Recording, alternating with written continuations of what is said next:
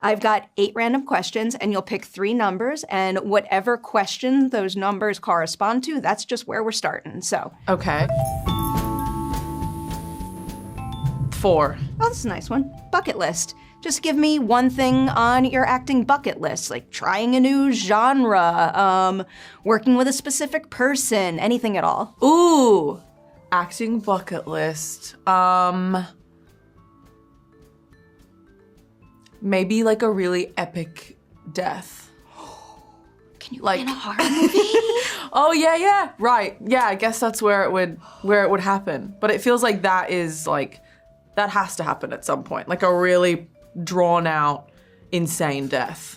Given Final Destination Bloodlines is right around the corner, my mind immediately goes there. I'm sure they're gonna make more of those movies. Yeah, I'm actually so excited for that movie. I also always say I like using Ladies' Night to manifest the things that I want. So, Final Destination 7, starring you. Let's go. All right, second number. 2. Number 2 is, ooh, I like this one. It's scene swap. If you could swap roles with any MCU actor to play one specific scene of theirs, what would you choose and why? What the hell? Oh, that's hard. You could also pick your own movie if you'd like. I mean, maybe I'll go with Yelena and Florence Pugh because I feel like it'd be really cool to step off a building. You would do it? I would do it, yeah. Do you like that kind of stuff? Yeah. What is the most extreme, type of thrill-seeking thing you've done so far? I love a roller coaster. I feel like I've jumped. I think I bungeed. I bungee jumped. I think you remember if you bungee jumped. I'm like, yeah, no, I think I did that. I'm trying to remember, but I feel like, yeah, I love a thrill. I love to feel alive for a second. So I would jump off anything. Okay. I'm right there with you. Yeah. That looked incredible. I would do it in a heartbeat. All right, third and final number for Dicey Questions. 7. Number 7 is just called Do Something. Can you recall a movie or a TV show that inspired you to do something? Like call family, try a new hobby, anything at all? Ooh, that's such a good question. Do something. There has to be something. I know your movie is going to inspire a lot of people to seek out their loved ones and give them a hug. Think about that now. Group hug. I mean, the first thing that comes to mind is Little Miss Sunshine. And that was I just feel like I remember that was the movie that I think inspired me to be an actor. Just Paul Dano in that movie. It just had such an impact. And yeah, I feel like that's when I was like, okay, I want to do that. What's up, everyone? Welcome back for a brand new edition of Collider Ladies' Night. Geraldine Viswanathan back. Second time on the show. This time in person. And you know what I realized? Last time I did this show, I was in Io's apartment. Were you really? Yeah, I was staying at her place. Oh, I'm going to come back to that connection eventually. Yeah. It was a special time to have you on the show because I feel like all the people who jumped in at that particular period are, what kept us alive and thriving. And now here we are. And I think when we were talking, I had brought up that the person before you was Yvonne Strahovski. And the funniest thing in the world is it's you, but the week before, it's Yvonne Strahovski, and it's both reuniting from virtual to coming together for an in-person one. So I feel like, there's some sort of important ripple happening here. Absolutely. Yeah. And here we are in the flesh. The last time we spoke, I had jotted down, you said Friends was a big inspiration. So you look at that show and that movie as a source of inspiration to become an actor. But do you remember the very first time you did something and found confidence in yourself, in your craft? Thought that, I deserve to be here and I can be here? That would be a nice feeling. I think, other than the first laugh that I ever got when I was in 5th grade and got a laugh, and I was like, cool. 5th grade, you remember it specifically. What happened? I was telling a joke about how kids watch a lot of TV. And it was kind of this like it was a callback, if you will. And I like remember being on stage and being like, this feels nice. So there was that, and I feel like there was a scene that in Blockers. I feel like Blockers we shot like there's kind of an alternate. There's a movie that we shot that is like just following the kids, and there was a scene that we did where I'm just like tripping balls, and they were just like go trip balls, and that felt really freeing and fun, and I was like, okay, this is like what I want to do. I just want to pretend to trip balls in front of balls on the big screen. Hundreds of people. Yeah. I get it. It makes all the sense in the world to me. Yeah. Backtracking a little, I do have a couple questions about Blockers again, but I kind of wanted to revisit some of your first big trips to LA because that part of the process of getting into this business always fascinates me because there's so much to learn when you come to Hollywood in particular for the first or second time. And I was reading that you did that for 3 months when you were 15. Yeah. So it was making me wonder, what were some goals you set for that trip? And did that trip help you meet those goals or maybe evolve them? I think I really wanted to do acting classes, which I did, and then that kind of ended up, I wanted to make a show reel, and you know, we did scene work and stuff in class, and there was like a guy in class with a camera, so we did a show reel. So that was a big goal, and ended up kind of leading to things like the Heath Ledger Scholarship, and it sort of was, helpful. I mean, I really just wanted the visa to be able to work here, and was like, we'll do whatever it takes. Was going on a lot of dodgy auditions. Not in that way. Just like, I remember like I was just self-submitting on Actors Access, and I pulled up and it was like a herpes commercial. And they were like, you look like a child. And I was like, totally. And they were like, do you want to do it? And I was like, I'm here. So that's footage that exists. Didn't get the part, but yeah, I'm like, what else? I wanted to just like get on Disney Channel too. And I got really close to a part in Teen Beach Movie too, but didn't work out.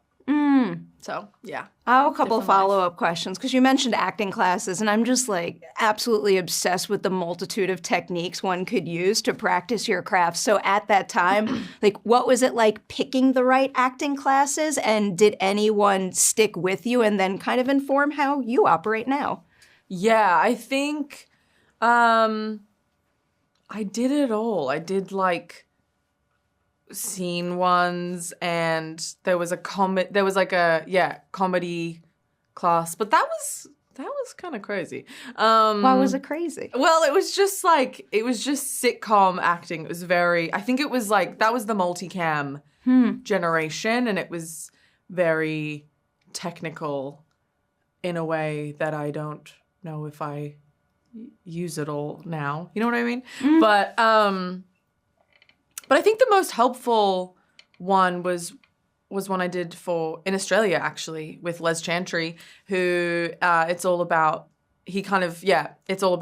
auditioning and self-taping, and he has a lot of technical tricks of just like put a hand in the frame at the beginning of the audition because it'll like stand out more on the thumbnail. Like just little things like that where it does make sense. Yeah. It's like you only know that because he worked as a casting director assistant. So it was very practical advice. That was making me think of something else I had jotted down that I didn't ask last time, because I had read somewhere that at a point you worked as a reader in casting rooms, which like sounds like such a rare but invaluable learning opportunity for an actor. So how did you get into that line of work, and what did you take out of it that you were able to apply to those auditions of your own? I think I was auditioning at this place, and I just was like, hey, if you ever need a reader, I'd love to. And it was invaluable. Like I did all the reading for the Crazy Rich Asians auditions, and just seeing how like important it is, the energy that somebody comes into a room with, I think is really, does a lot. But also, sometimes people would be great, but it's not for the role. Like I think it's it kind of just demystified the whole thing, and it really is just like energy and, you know, kind of luck a little bit. Like you have to be in the right place, right time. Yeah. No, I kind of get that. As someone who does not handle rejection well, what actors have to put themselves through in the audition space boggles my brain. But the more of these conversations I have, the clearer it becomes that it's not black and white, like, yes, we like you, no, we don't. Sometimes it's about a multitude of other factors. More often than not, it is. Totally. It's fascinating. And that's what really, I feel like I never took it as rejection per se, because it was like, it's not mine, and it's sort of just an opportunity to do the thing that you love to do, and it can be quite impersonal. Yeah. I'll give you a big 2-part follow-up about that. Can you recall a time when you did an audition and didn't get the role and maybe was bummed but realized, like, no, I wasn't right for it? But then also, do you have the opposite, a time when you thought, like, maybe that's not for me, like, but it was, and you had a lot to gain from it? I feel there's definitely been ones that I'm like, dodged a bullet. But wait, what was the second part of the question? Basically, one that you didn't think you were right for, but then you got it and it ultimately felt right and you had a lot to gain from it. Oh, yeah. One that I went for that I think... I'm trying to think. One that didn't feel right. Or, like, felt like a stretch. I'm like, no. I was right for all of them. I mean, I think... Usually I'd be able to help out here, but I know, like one of I'm my favorite things about your body of work is that you make every role you do feel so uniquely your own. So I'm like, now I can't picture that role in anybody else's hands. I mean, maybe I'm like Driveway Dolls, but then I'm like, well, no, I am like that. So it actually was totally. Well, I think maybe, yeah, I do think Driveway Dolls, because I think I typically would go for more of a Jamie in that situation, but then playing Marion, I was like, oh. No, 100% in my soul, I am actually this. So I didn't realize to the extent that I am, you know, just like virgin, loves to read.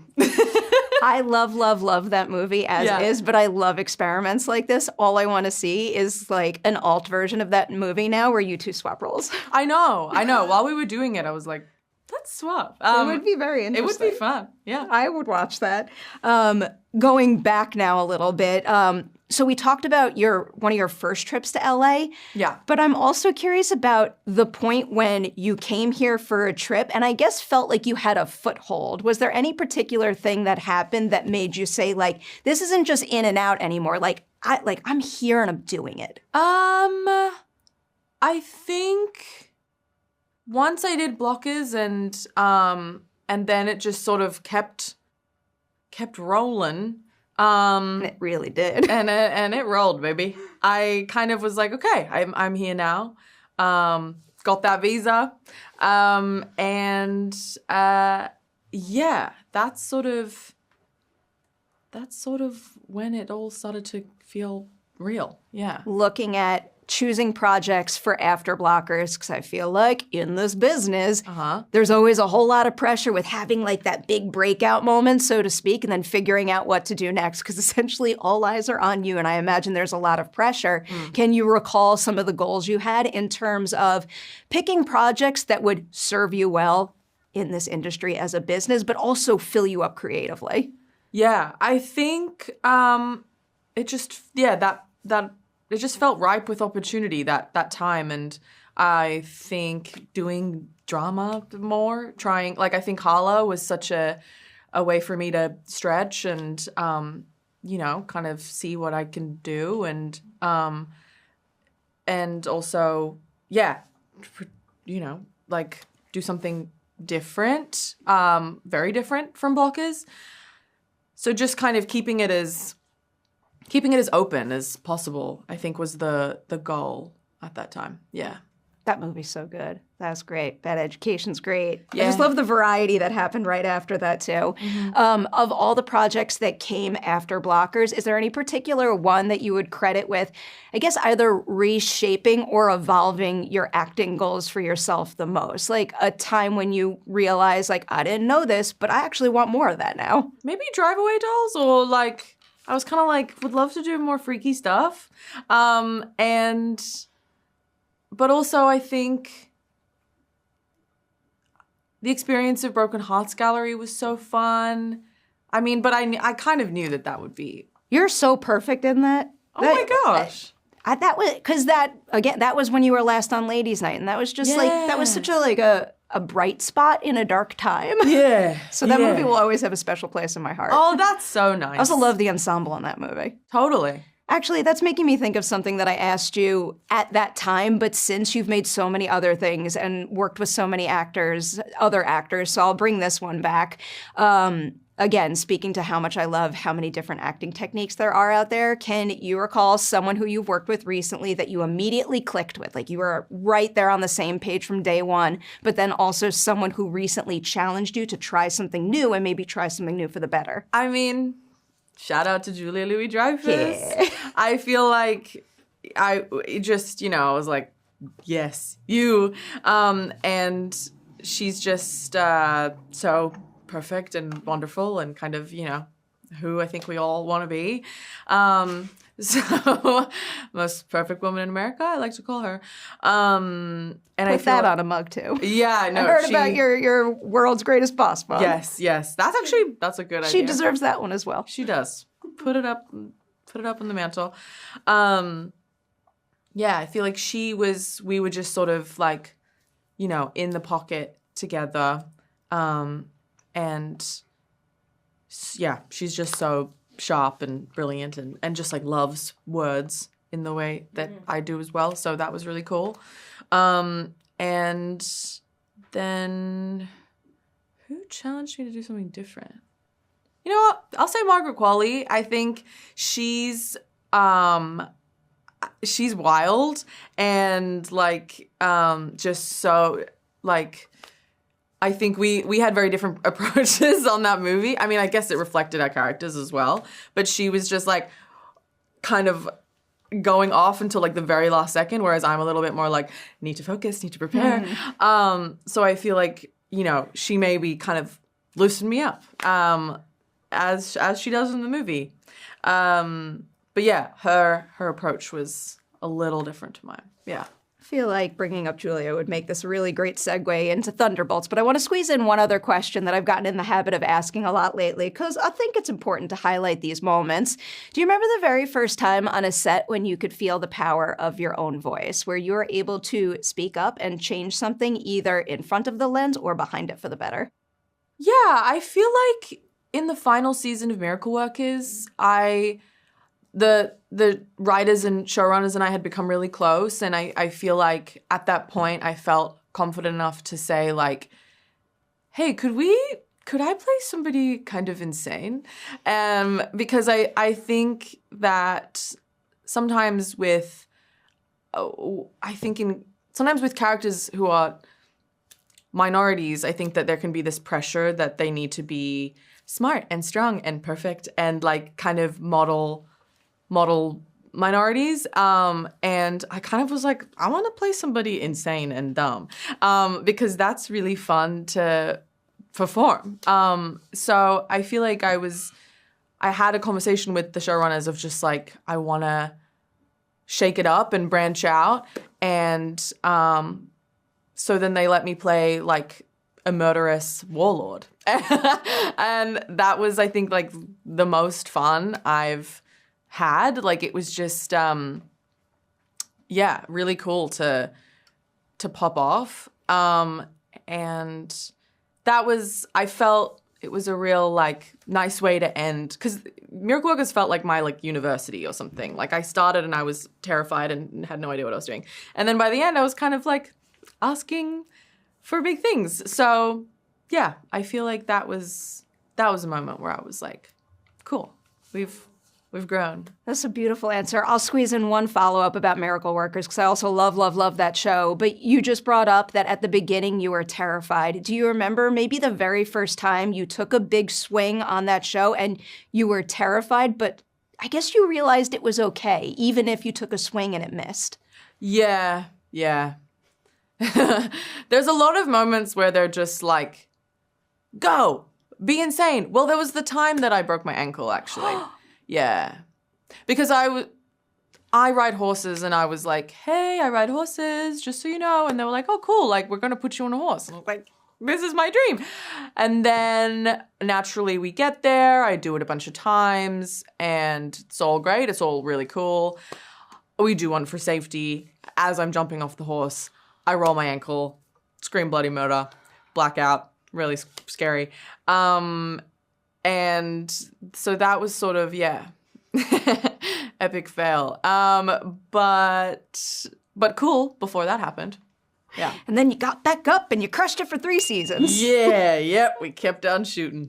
Oy vey. Yeah. I unfortunately know those kinds of feelings all too well. Yeah. The blackout that happens after is very scary.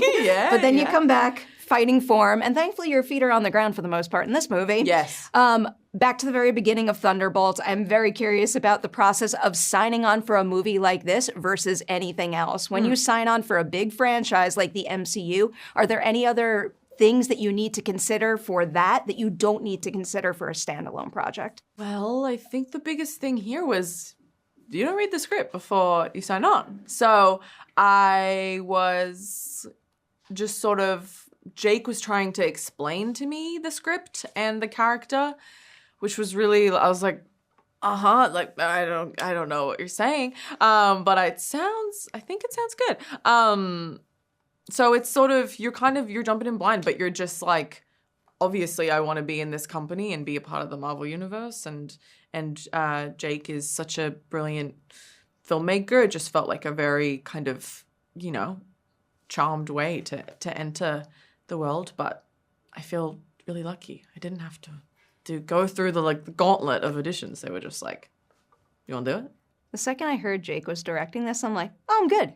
I got full faith. And sure enough, he delivered on that. Yeah. So you had him to talk to. And I was also wondering, did you have a chance to talk with Io at all? And maybe even ask her, should I do this? Yeah, no, 100%. I was like, hey, girl. So they gave me a call about this. What do you think? And she was like, absolutely, 100%, you need to do this. You're going to be hanging out with Julia Louis-Dreyfus. And she was also like, I feel like this is going to come out after the movie comes out, right? Yes. Okay. So she was like, it's also, she goes bad. And that's cool. I have so many questions about that. Yeah. So I think, she was like, it's an awesome chance to play somebody a little villainous. I have so many questions about that evolution. Before I get there, though, actually, before I get into the making of the movie, one thing that I really wanted to ask you was about the process of, I guess, talking about it leading up till now. What is it like getting cast in a Marvel movie and then essentially being asked about it in every single interview before you're allowed to say a single thing? It's tough. It's tough, especially the asterisks of it all. And I'm just always like, watch and find out. Go and see the movie. Did you have a back pocket answer, something that you could always lean on if you were ever afraid of revealing something that you shouldn't? I just go, that's all I got. It's very charming. It works. It works. I'm pretty sure you did that to me at one point or another over the last year. Yeah, 100%, because it's true. It's real. No, I respect it very much. Thank you. I'm very glad that nothing in this movie got spoiled for me. Yeah. So digging into Mel now, before I get into certain character details, there's one particular thing about this role that I really wanted to ask you about, because I think it's something you do really well, and I think it's something that makes this one of the more challenging characters to play in this movie. You are not a hero or a villain. You are a human being that is navigating this situation on her phone, via dialogue, via political maneuvering. what kind of, I guess, goals did you have for yourself, or maybe conversations you had with Jake about like ensuring that she popped in the middle of all these big personalities with big abilities?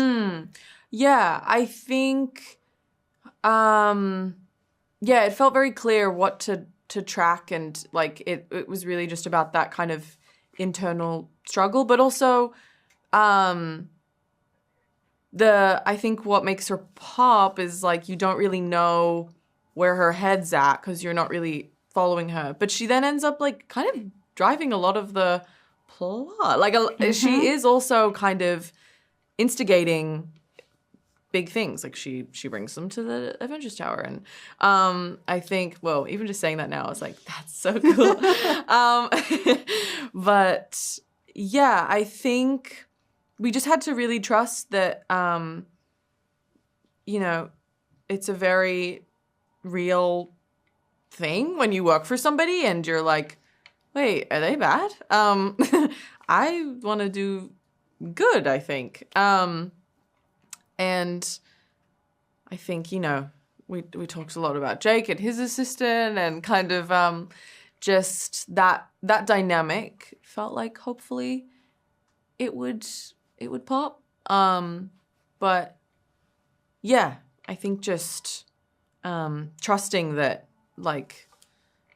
that it's sort of maybe audiences weigh in a little bit, or just kind of that she's normal girl, and it's a very relatable situation that she's in. You make us lean in, and that's what I love. I love feeling the need to like lean in because I could see the wheels in someone's head turning. Like I'm always looking for you in a scene because I feel like she's the best way to gauge what's happening and what could come next. Right. Which is true based on what you just said. That's cool. I don't know if you do this kind of thing, but I am absolutely obsessed with character backstory. Yeah. Whether this kind of information is canon or not, or just for your head, is there any backstory you came up with that maybe we don't see or hear about directly in the film, but we could feel like informing your performance and how she carries herself in the movie? Mm-hmm. I think Jake and I were having fun with imagining her being like working for a nonprofit, like being very kind of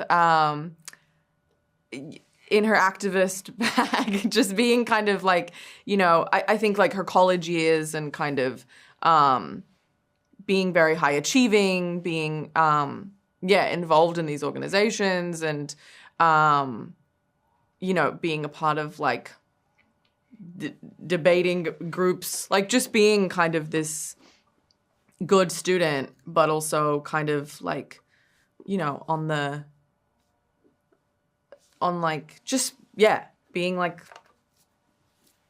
leftist, like cool. I think, that was the extent of our backstory. Yeah. What do you think making it career-wise looks like for her, particularly when she starts working with Valentina? Just like calling the shots, pressing buttons, getting off the damn phone.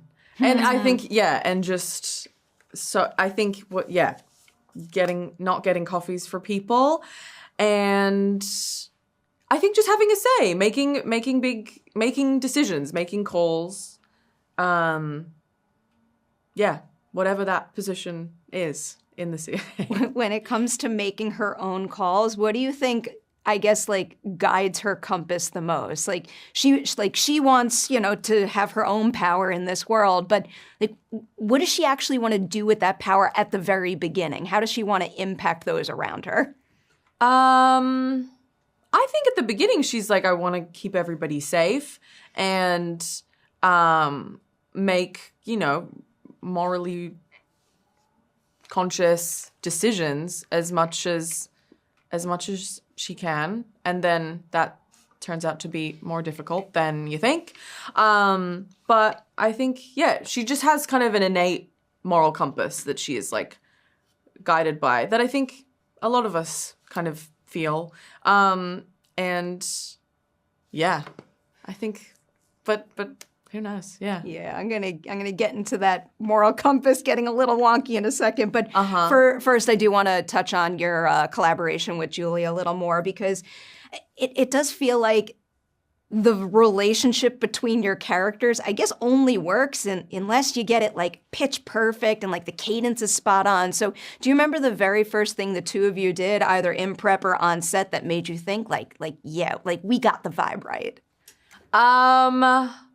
Well, it felt natural for me to play kind of intimidated by Julia because that's my queen.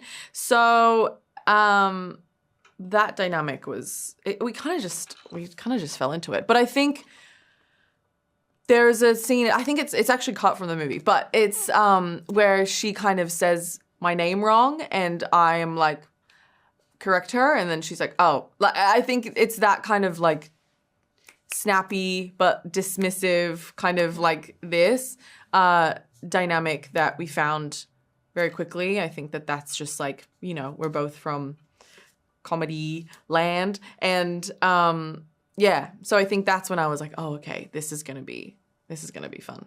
Okay, now I'm gonna like veer hard into spoiler territory at this point. Like, we've already done it. People know that you need to see the movie before you watch these interviews. Yes. We talk about them in depth. This is like a big, complicated two-part question, but it is something that I'm very curious about because you have a very interesting journey in this movie. When Mel first starts working for Valentina, what do you think she admires about her the most? And by the end of the movie, is any of that left? I think, it's always cool. Like, she's so impressive and she runs shit and asks for what she wants and needs. And I think that's always cool. And she's kind of, suffers no fools. Like, she's just so such a boss, and I think that is alluring for anybody. Just being like, how do you get there? That must feel so nice to just be like just making stuff happen. And then I guess by the end, she still got it. She still thinks that's pretty sick. So yeah, she's just a boss, even if that's a little scary. Yeah. Here's a little bit of a theory question. So there's a little bit of a turn in the movie via Bucky, and it was making me wonder, if Bucky had never reached out, do you think she would have just like stayed the course, or would she ultimately have rocked the boat regardless? Right, because Bucky, we reach out to each other.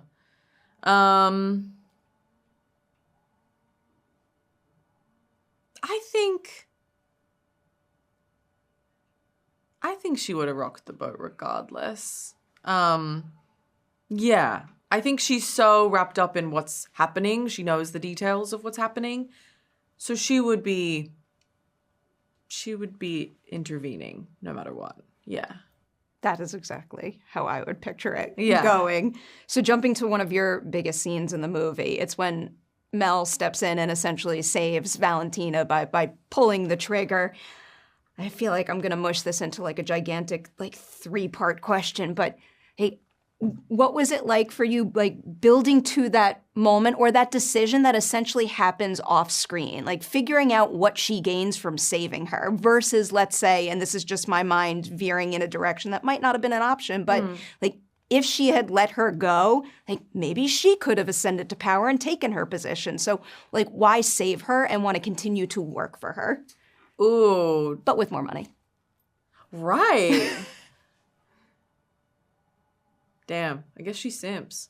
I mean, I think she wouldn't have been the natural successor of that role anyway. I think she knows that she has to kind of play the game to an extent if she wants to get there.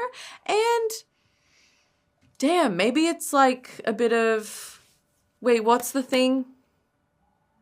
Stockholm Syndrome? Is that what it's called? Oh. Ooh. Well, it's that's like, interesting. Well, maybe, I mean, they've been working so closely and, yeah. Like, she is just kind of, like, loyal to her girl. So maybe there's some of that. She's in it with her. I mean, she's so charming. It's hard to unravel yourself from that. Yeah, from Mel's perspective, I get it. Yeah. Here's another theory question that I had. I was wondering, what if the void had gotten into Mel's head? Did you ever come up with, like, where she might go or what she might see? Ooh. No trauma. Trauma-free. Oh, okay. Yeah, just, no, I don't think we did. No. I mean, well, I'm going to think about that now. But it doesn't matter because the movie's done. Well, you never know. For me. You never know what could come next. That's true. I know we don't know anything in terms of like your future with the franchise. But again, I like to use these opportunities to manifest things. And also when I find a character's internal world so complex, I do want more. Yeah. And a couple of potential future questions I'd come with, again, theory question, no pressure. But one particular thing that I was wondering is, of all the characters, either in this movie or any other Marvel movie, is there any particular one that you think Mel would have the most to gain from if she got the opportunity to spend time with them? Ooh. Most to gain from somebody else in the Marvel universe? I don't know. Why do I think like Tony Stark or something? Just because he's cool. That's hard. Yeah, I'll go with that. Tony Stark's always a good answer. Yeah. To any question. Yeah. Almost Classic. any question, I guess. True. What about, this is again another theory question, but in the end credit scene when they're all in the tower together and Fantastic Four arrives, I was wondering, like where is Mel? Like, is she in her own office in that building somewhere? She is. Yep. She's got a little office. She's got a little coffee machine in there. She's stepping up. She has a little view. But she's still striving. How does she take her coffee? Because there's a literal line that mentions how good her coffee is. Like, what's her recipe? I think she just knows. She knows the ratio. She knows exactly how Val takes it, the temperature. She's like, she's a scientist with that. I feel like that was the most important question I asked during this entire interview. 100%. I got one more semi-theory, but also like an acting opportunity question for you. At the end of Thunderbolts, is there any particular quality or skill that Mel has gained that you would be most eager to play with or explore more in a future Marvel movie? I think, she's a bad girl. She makes, I think her cunningness maybe, or like that kind of decisiveness to got him off. I think, I would be interested to see her do that to more guys in more movies, I would like to see that happen. So Yeah. I'm going to will it into existence. We have hit the final question of Collider Ladies Night. This was not the case when you were last on the show, but every single Ladies Night now ends with this particular question. In film and television, we give each other awards, and that is super cool. But I find that nobody in this business tells themselves good job as much as they should. So I want to know something you accomplished making Thunderbolts that you'll always be able to look back on and say, you know what? I'm really proud of what I did there. There's like the performance answer to that is, I think, the moment with the button, which felt like a true Marvel movie moment, and I really relished being able to do that. And then for my life, I feel like I can do a push-up now. And I genuinely never thought that I'd be able to do that. So doing this movie has changed my life in that sense. What's the secret? Give me the tip. I work out a lot. I can't do a push-up, can't do a pull-up. What? I mean, it's hard, but like I was just it's just bicep curls. I don't know.